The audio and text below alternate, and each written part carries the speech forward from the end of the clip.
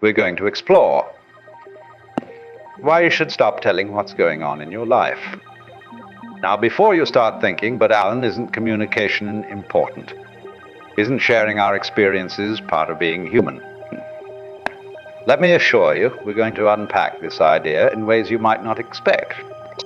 You see, in our modern world, we've become obsessed with narrating our lives. We've turned into constant broadcasters, always updating, always sharing, always telling. From the moment we wake up to the second we fall asleep, we're engaged in this ceaseless chatter, both externally with others and internally with ourselves.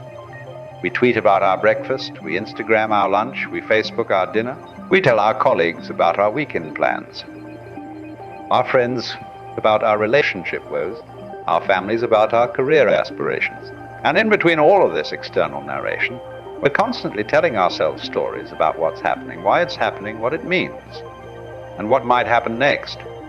It's as if we believe that by constantly verbalizing our experiences, we somehow make them more real, more valid, more meaningful. But my friends, I'm here to suggest that perhaps, just perhaps, all this telling is actually getting in the way of truly living. Now, don't get me wrong. I'm not suggesting we all take a vow of silence and become hermits in the mountains, although I must say, the view up there is quite spectacular. What I'm proposing is a shift in perspective, a new way of engaging with our lives that's less about narration and more about pure experience. Think about it for a moment. When was the last time you simply experienced something without immediately trying to put it into words? When was the last time you allowed an event, a feeling, a moment to simply be without trying to capture it, analyze it, or share it with someone else? It's a rare thing, isn't it? We've become so accustomed to this constant narration that the idea of not telling feels almost unnatural. It's as if we believe that if we don't put our experiences into words, they somehow didn't really happen. As if, by not telling, we're somehow missing out or failing to fully engage with our lives. But here's the kicker. The exact opposite is true. By constantly telling what's going on in our lives, we're actually creating a barrier between ourselves and our direct experience of life. We're inserting a layer of abstraction, a filter of words and concepts between us and the raw, immediate reality of our existence. Let's take a simple example. Imagine you're walking in a beautiful forest. The sun is filtering through the leaves, creating dappled patterns on the forest floor. Birds are singing in the trees, and a gentle breeze is rustling the leaves. It's a moment of pure, natural beauty. Now, what typically happens in a moment like this? For most of us, our immediate impulse is to try to capture it. We might take out our phones to snap a picture. We might start composing a social media post in our heads, taking a peaceful walk in nature, a blessed forest bathing. We might start thinking about how we describe this moment to our friends later. But in doing all of this, and all this effort to capture and communicate the experience, we're actually missing the experience itself. We're not fully present in the moment. We're not really seeing the play of light and shadow, hearing the intricate melody of the bird song, feeling the gentle caress of the breeze on our skin. We're too busy turning the experience into words, into a story, into something we can tell. About how eloquent we are. No matter how many Instagram filters we use, we can never fully capture the richness of that direct experience in words or images.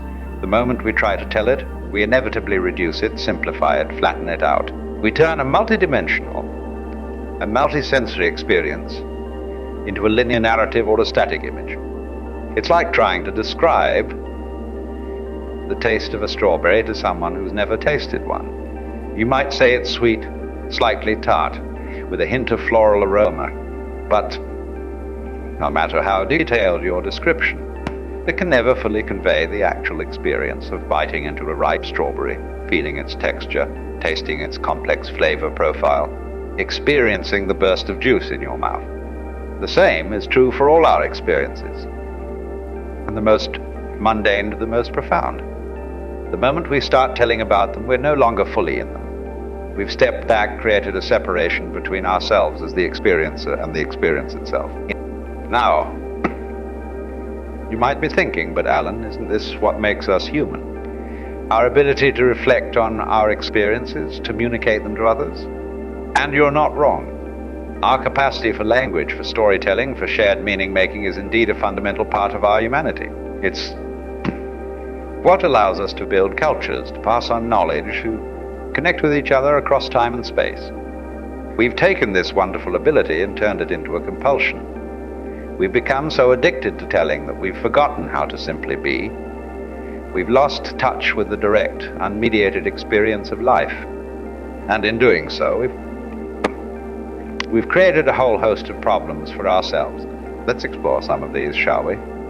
First, there's the issue of authenticity. When we are constantly narrating our lives, we often fall into the trap of curating our experiences. We start to live our lives as if we're characters in a story, always aware of our audience, always thinking about how what we're doing will look when we tell about it later. Have you ever caught yourself in a beautiful moment, thinking not about the moment itself, but about how you'll describe it on social media later? Have you ever done something not because you genuinely wanted to, but because it would make a good story? This is the danger of excessive telling. We start to live our lives for the narrative rather than for the experience itself. We become performers in our own lives rather than genuine participants. And in doing so, we lose touch with our authentic selves, with what we truly want and feel. Then there's the problem of anxiety and overthinking. When we're constantly telling about our lives, we're also constantly analyzing them. We're always trying to figure out what things mean, why they're happening, what might happen next. And while a certain amount of reflection can be healthy, too much of it leads us down the rabbit hole of anxiety and rumination. Think about it. How often do you find yourself replaying conversations in your head, thinking about what you should have said? How often do you worry about future events, spinning out elaborate scenarios in your mind? How often do you dissect your own actions and motivations, trying to figure out why you did what you did? All of this mental chatter, all of this telling and retelling, creates a constant state of low-grade anxiety. We're never fully at peace because we're never fully in the present moment. We're always somewhere else in our minds, narrating, analyzing, worrying. And here's another pitfall of constant telling. It can actually hinder our personal growth. When we immediately verbalize our experiences, we often short-circuit the natural process of integration and insight. Let's say you have a challenging experience, maybe a difficult conversation with a friend or a setback at work. If you immediately start telling everyone about it, analyzing it, seeking opinions and advice, you might miss out on the opportunity to sit with the experience, to let it percolate in your subconscious, to allow your own inner wisdom to emerge. Sometimes the most profound insights come not from talking things out, but from allowing ourselves to be silent, to simply experience without immediately trying to make sense of everything. It's in these moments of nonverbal, direct experience that we often have our biggest breakthroughs and moments of growth. Now, let's talk about relationships. We often think that constant communication is the key to strong relationships. And yes, open and honest communication is important. But there's a difference between genuine communication and compulsive telling. When we're always narrating our lives to our partners, friends, or family members, we're not leaving any space for genuine connection. We're not allowing for moments of shared silence, for non-verbal understanding, for the kind of deep intimacy that goes beyond words. Moreover, constant telling can create a dynamic of dependency in our relationships. We become reliant on others to validate our experiences, to help us make sense of our lives. Instead of developing our own inner compass, we're always looking outward for guidance and affirmation. And let's not forget the impact on our listeners. When we're constantly telling what's going on in our lives, we're often not really engaging in dialogue. We're monologuing, turning our friends and loved ones into a captive audience for the ongoing narrative of our lives. This can lead to imbalanced relationships. And frankly, it can exhaust the people around us. Now, I can almost hear some of you thinking, but Alan, Isn't sharing important? Doesn't talking about our problems help us solve them? And you're not wrong. There's certainly a time and place for sharing, for seeking advice, for working through our thoughts and feelings with others. But here's the key: should be intentional, not compulsive. There's a world of difference between thoughtfully choosing to share something meaningful and habitually verbalizing every thought and experience that crosses our mind. What I'm advocating for is creating more space in our lives for nonverbal, direct experience, for moments of silence, both external and internal, for allowing ourselves to fully inhabit our experiences without immediately trying to narrate or analyze them. Imagine for a moment what your life might be like if you stopped constantly telling what's going on. If instead of immediately sharing that funny thing that happened at work, you simply allowed yourself to enjoy the humor of the moment. If instead of venting about every little frustration, you sat with the feeling and allowed it to pass through you. If instead of immediately seeking advice for every decision, you tuned into your own inner wisdom. Can you feel the spaciousness that creates? The sense of peace, of presence, of direct engagement? This, my friends, is what we're after. A life lived fully, directly, authentically. A life where we're not constantly standing outside of our experiences, narrating them, but fully immersed in the flow of life itself. Now, I know what some of you are thinking: Alan, this sounds all well and good, but how do we actually do this? How do we break the habit of constant telling? Excellent question, and I'm glad you asked. The first step, as with any transformation, is awareness. Start paying attention to your impulse to tell. Notice when you feel the urge to immediately share an experience, to verbalize a thought, to seek validation or advice from others. Noticing this impulse without judging it is a powerful first step. Next, practice pausing. When you feel the urge to tell, take a breath. Create a tiny space between the experience and your reaction to it. In that space, ask yourself, do I really need to share this right now? What would happen if I simply experience this moment without turning it into a story? This pause is crucial because it interrupts our habitual patterns. It gives us a moment to choose our response rather than reacting automatically. And in that moment of choice lies our freedom. Not suggesting you never share anything. That would be another extreme, and extremes are rarely helpful. What I'm proposing is a more mindful, intentional approach to sharing. When you do choose to tell something, let it be because it's truly meaningful. Because sharing will genuinely add value to your life or someone else's. Another powerful practice is to regularly create space in your life for nonverbal experiences. This could be through meditation, where you simply sit and observe your thoughts and feelings without getting caught up in them. It could be through engaging in activities that fully absorb you, perhaps a sport or a craft, or simply taking a walk in nature without your... The key is to have regular times in your life where you're not narrating, not analyzing, not sharing, just being. These moments of pure experience are like a reset button for your mind. They remind you that there's more to life than the stories we tell about it. Now, here's where it gets really interesting. As you practice this, as you create more space for direct, non-verbal experience in your life, you might notice some surprising changes. First, you might find that your experiences become richer, more vivid. When you're not constantly translating your life into words, you open yourself up to a whole range of sensations and perceptions that you might have been missing before. Colors might seem brighter, flavors more intense, emotions more nuanced. You might also notice that your relationships change. As you become less dependent on constant verbal validation and more comfortable with silence, you might find that your connections with others deepen. You might discover new levels of nonverbal understanding, of simply being present with another person without the need for constant chatter. Your decision-making might improve. When you're not constantly seeking external input, you might find that you become more attuned to your own inner guidance. You might make choices that are more aligned with your true self, rather than being swayed by the opinions and expectations of others. And perhaps most importantly, you might find a new sense of peace. When you're not constantly narrating your life, when you're not always trying to figure everything out or control how others perceive you, there's a profound relaxation that can occur. You might find yourself more able to go with the flow of life, to accept things as they are rather than always trying to shape them into a story. Now, I want to address something that might be coming up for some of you. You might be thinking, but Alan, if I stop telling what's going on in my life, won't I become isolated?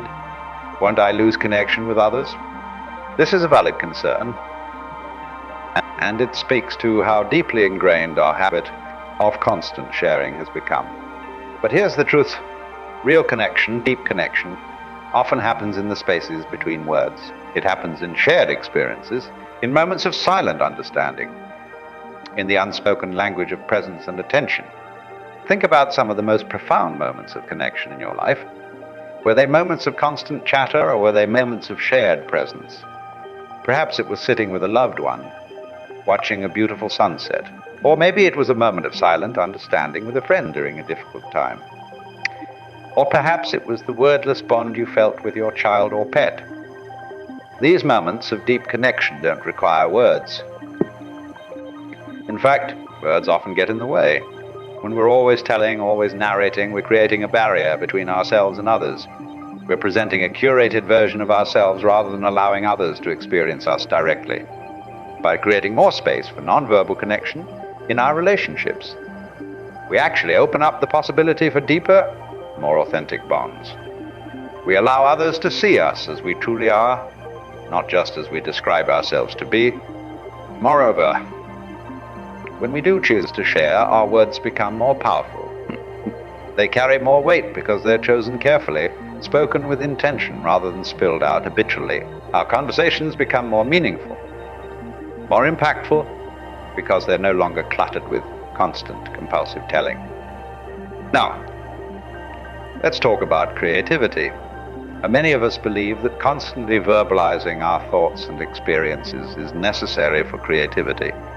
We think we need to brainstorm out loud, to constantly discuss our ideas in order to... But here's a secret that many great artists, writers, and innovators have discovered.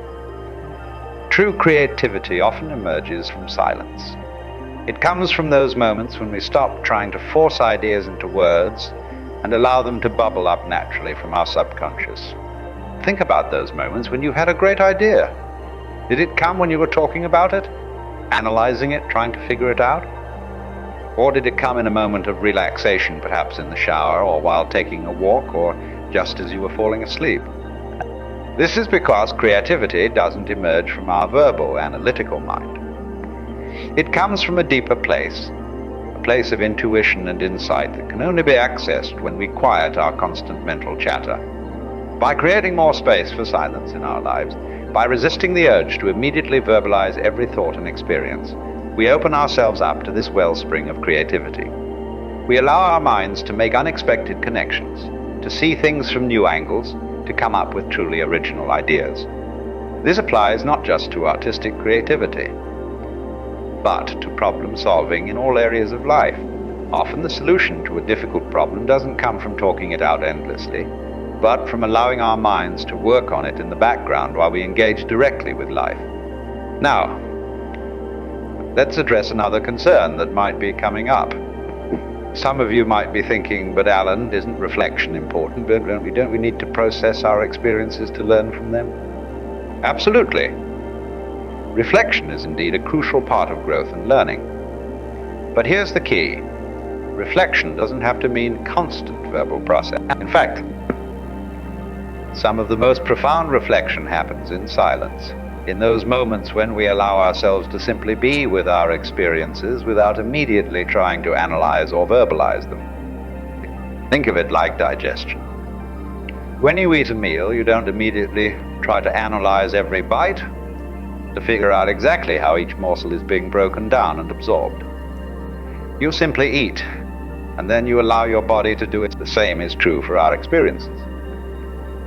We need to allow time for our minds to naturally process and integrate what we've experienced, without constantly interrupting this process with verbal analysis. This kind of non-verbal reflection often leads to deeper insights than constant talking ever could. It allows us to access our intuition, our body wisdom, our deeper knowing that goes beyond words. So, how do we cultivate this kind of reflective silence?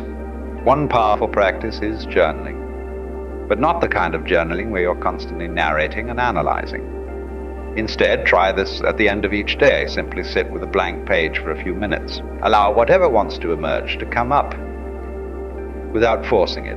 You might find that images, feelings, or insights arise that you wouldn't have accessed through constant verbal processing. Another practice is contemplative walking. Go for a walk without your phone, without trying to solve any problems or think about anything in particular. Simply be present with your surroundings and allow your mind to wander.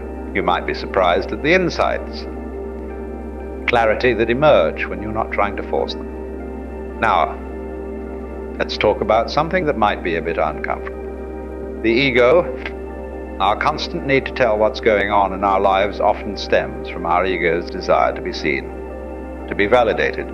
We tell our stories as a way of asserting our identity, of saying to the world, this is who I am, this is what my life means. But here's the thing, you are not your story, you are not the narrative you tell about your life. You are something far more vast, far more mysterious, far more beautiful than any story could capture. When we constantly tell our stories, we're actually limiting ourselves. We're trying to fit the infinite complexity of our being into a narrow verbal narrative. We're reducing ourselves to a character in a story rather than experiencing the full, unnameable mystery of who we really are. By creating more space for silence, a nonverbal being, we allow ourselves to experience our true nature. A nature that goes beyond words, beyond stories, beyond the limited identity of the ego. This doesn't mean we lose our individuality or our sense of self. Rather, we open up to a deeper, more authentic sense of self, a self that is directly experienced rather than constantly narrated. Now, I want to address something that might be coming up for some of you. You might be thinking, but Alan, in today's world of social media and constant connectivity, isn't it necessary to keep telling our story? Won't we be left behind if we don't constantly update and share?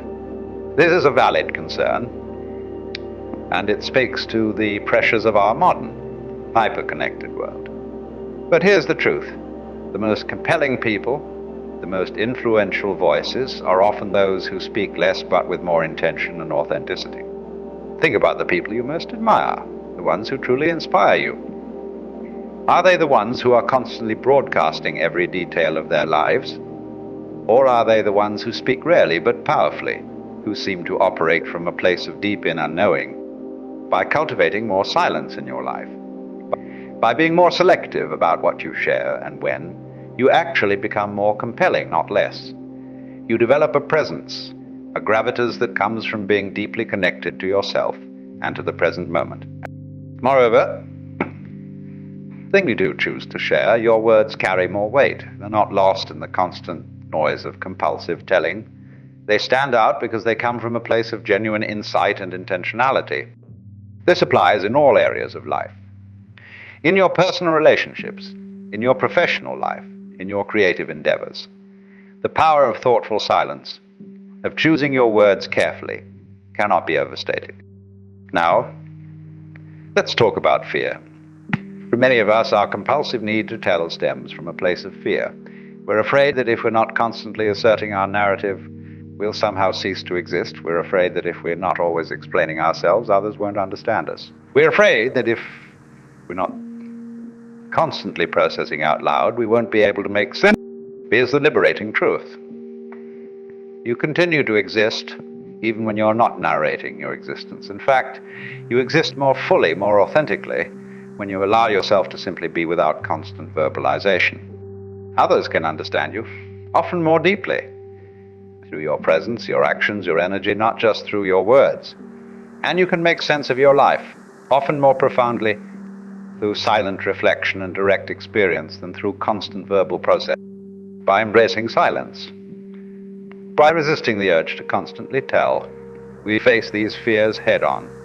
We discover that we are more than our stories, that we can connect deeply without constant words, that we can navigate life without needing to verbalize every step. This is true freedom. Freedom from the compulsion to constantly explain ourselves. Freedom from the need for constant external validation. Freedom to simply be fully and authentically in each moment. Now, I want to be clear about something. When I say stop telling what's going on in your life, I'm not advocating for complete silence or social isolation. I'm not suggesting you never share your experiences or seek support when you need it.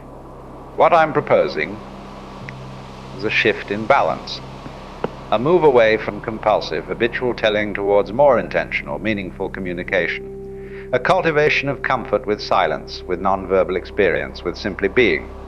This shift can transform your life in profound ways. It can deepen your relationships, enhance your creativity, increase your self-awareness, and bring a sense of peace and presence to your daily existence. Imagine waking up in the morning and, instead of immediately reaching for your phone to check messages or post about your dreams, simply lying there for a few moments, feeling your breath, noticing the sensations in your body, allowing yourself to simply imagine going through your day with a sense of spaciousness, not feeling the need to immediately verbalize or share every experience, but allowing yourself to fully inhabit each moment. Imagine connecting with loved ones, not just through constant chatter, but through moments of shared silence, of wordless understanding, of simply being present together. Imagine approaching challenges not by immediately seeking advice or venting your frustrations, but by sitting with the situation, allowing your inner wisdom to emerge, finding solutions that come from a place of deep intuition rather than reactive thinking. This is the power of stopping the constant telling. It's not about becoming mute or disconnected. It's about becoming more fully alive, more deeply connected to yourself and to life itself. As we come to the end of our exploration, I want to leave you with a challenge. For next week, try the time you feel the urge to immediately tell something, whether it's posting on social media, venting to a friend, or even just narrating your experience to yourself in your head. Pause, take a breath. Ask yourself, I really need to tell this right now? What would happen if I simply experienced this moment fully without turning it into a story? You don't have to maintain this pause forever. Just for a moment, and in that moment you might discover something profound. You might taste the richness of unmediated experience. You might feel the spaciousness of simply being without the need to constantly assert your narrative. And in that spaciousness, in that silence, you might find that everything you've been seeking through your constant telling, understanding, connection, meaning peace, is already there waiting for you to notice it. So, my friends, I invite you to embrace the power of not telling, to create more space in your life for direct, unmediated experience, to become comfortable with silence, both external and internal. Just that, you are more than your story, that your life has meaning beyond the narrative you tell about it. In doing so, you open yourself up to a deeper, richer, more authentic way of being. You allow life to flow through you more freely, unobstructed by the constant dam of verbalization. You become more fully yourself, more fully alive. And paradoxically, when you do choose to speak, to share, to tell, your words will carry more power, more authenticity, more impact, because they'll come from a place of deep presence, of genuine insight rather than habitual chatter. Remember, the most profound truths, the deepest connections, the most transformative insights often arise not from constant telling, but from moments of silence, of pure being, of direct experience. So go forth, my friends. Embrace the silence, trust the unspoken. Allow yourself to simply be, and watch as your life transforms, becoming richer, deeper, more authentic than you ever imagined possible. Thank you for your presence, for your willingness to explore this idea with me. May your journey into silence be filled with discovery, growth, and profound peace. And may you find, in the spaces between your words, the fullness of life that you've been seeking all along. Now, let's take a moment of silence together to allow these ideas to settle, to feel the power of simply being, without the need to tell or explain or narrate. Let's close our eyes, take a deep breath, and simply be. And with that, I bid you farewell. but not goodbye, for in the silence that connects us all, in the unspoken understanding that transcends words, we are never truly apart. Go forth, embrace the power of not telling, and discover the richness of life that awaits in the silence. The adventure begins now, my friends. Embrace it with an open heart and a quiet mind. Thank you. And may your journey into the power of not telling be filled with wonder, discovery, and endless possibility.